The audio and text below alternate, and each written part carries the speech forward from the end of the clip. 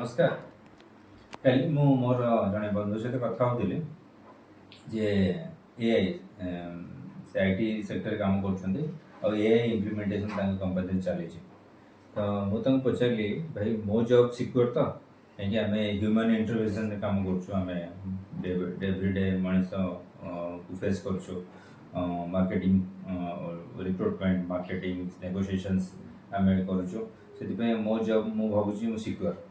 ସେ ହସିଦେଲେ, କହିଲେ ବର୍ତ୍ତମାନ ଏଆଇ ଜମାନାରେ ତମ ଜବ୍ ବି ସିକ୍ୟୁର ନାହିଁ। ଆଉ ଏଆଇ ବର୍ତ୍ତମାନ ପ୍ଲାନ୍ କରୁଛି ହାଉ ଟୁ ରିପ୍ଲେସ୍ ଡକ୍ଟର ମାନେ ମଧ୍ୟ ରିପ୍ଲେସ୍ ହେବା ପାଇଁ ପ୍ଲାନ୍ ଚାଲିଛି। ଡକ୍ଟର ଯେଉଁଟାକି ଡିଫିକଲ୍ଟ, କିନ୍ତୁ ଏଆଇ ମାନେ ତା ଉପରେ କାମ କରୁଛି।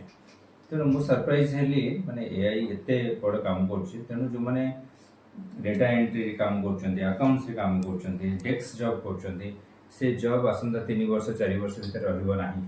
ତେଣୁ ମୋର ସଜେସନ୍ ସବୁ ଭାଇ ବନ୍ଧୁମାନଙ୍କୁ, ଯେଉଁମାନେ ଓନ୍ଲି ଡେସ୍କ ଜବ୍ରେ ରହୁଛନ୍ତି, ତାଙ୍କର ସ୍କିଲ୍କୁ ଏବେଠୁ ଅପଗ୍ରେଡ୍ କରନ୍ତୁ। ନହେଲେ ଏଆଇ ଯେଉଁ ରେଟ୍ରେ ଆସିଲାଣି, ଏଆଇର ଇମ୍ପ୍ଲିମେଣ୍ଟେସନ୍ ଯେଉଁ ରେଟ୍ରେ ହେଲାଣି, ବହୁତ ବଡ଼ ବଡ଼ କମ୍ପାନୀ ଛଟେଇ ଆରମ୍ଭ ହେଇଗଲାଣି।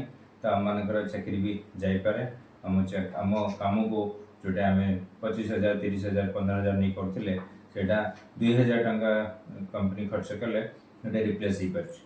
ତେଣୁ ସେଥିପାଇଁ ମୋର ସଜେସନ୍ ସବୁ ୟୁଥ୍ମାନଙ୍କୁ, ଆମେ ଏଆଇ ଆସିଲାଣି, ତେଣୁ ଡେସ୍କ ଓରିଏଣ୍ଟେଡ୍ ଜବ୍ ଯେଉଁମାନଙ୍କର ଅଛି, ଯେଉଁମାନେ ଏଣ୍ଟ୍ରି ଜବ୍ ଅଛି, ସେମାନେ ତା ଉପରେ ନିଜ ଉପରେ କାମ କରନ୍ତୁ, ନିଜର ସ୍କିଲ୍ ଅପଗ୍ରେଡ୍ କରନ୍ତୁ।